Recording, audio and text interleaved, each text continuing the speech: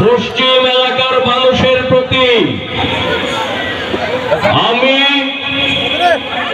দুর্গাপুরে অনেক এসেছি, অনেকবার এসেছি স্বৈর শাসকের বিরুদ্ধে মানুষকে উদ্বুদ্ধ করার জন্য, অনেক এসেছি সংগঠন করার জন্য, অনেকবার এসেছি ওয়ার্ডে ওয়ার্ডে কর্মী সভা করার জন্য। আমি সংগঠন করতে করতে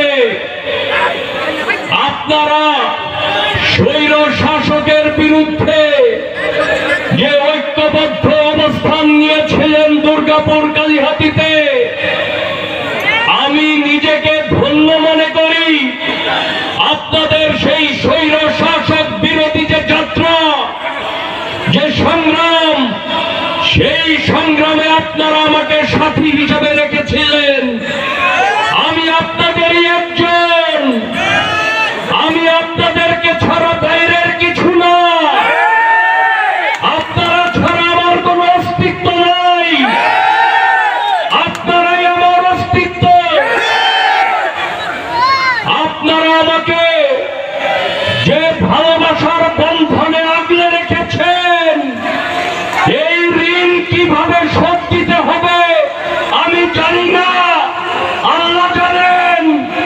আমরা যেভাবে ঐক্যবদ্ধভাবে স্বৈর শাসকের বিরুদ্ধে আন্দোলন করেছি, সংগ্রাম করেছি, আজকে আপনারা সেই একতাবদ্ধ অবস্থান এখন পর্যন্ত কালীহাতিতে ধরে রেখেছেন।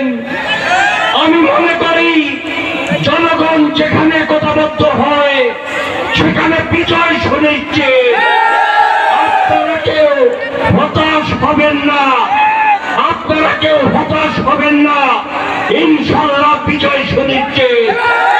আমরা স্বৈরাচার শেখ হাসিনার পতন ঘটিয়েছি বাংলাদেশে। আমরা কোন প্রতিবন্ধকতাকে ভয় পাই না, আমরা যে কোনো প্রতিবন্ধকতাকে অতিক্রম করে বিজয়ের পথে হাঁটবো ইনশাআল্লাহ।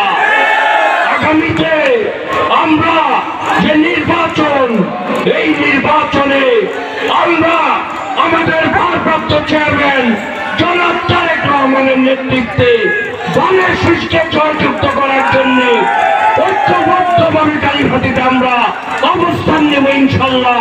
যে অবস্থান নিয়ে আমরা জুলুম সহ্য করেছি, আমরা অত্যাচার নিপীড়িত হয়েছি, আমরা স্বৈর শাসকের বিরুদ্ধে আমরা সংগ্রাম করেছি।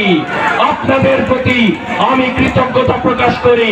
কালীহাতিতে দেখেন, কালীহাতিতে আমি দায়িত্ব পাওয়ার পর থেকে আমি কালীহাতিতে যতদিন যত বছর কাজ করেছি, আমি চেষ্টা করেছি একটি সুন্দর সুষ্ঠু কালীহাতি গড়ে তোলার। আমি চেষ্টা করেছি কালীহাতিতে বিএনপিকে একটি সুন্দর সুস্থ সংগঠন হিসাবে গড়ে তুলতে। আমি কোন সন্ত্রাসীদেরকে কালীহাতিতে প্রশ্রয়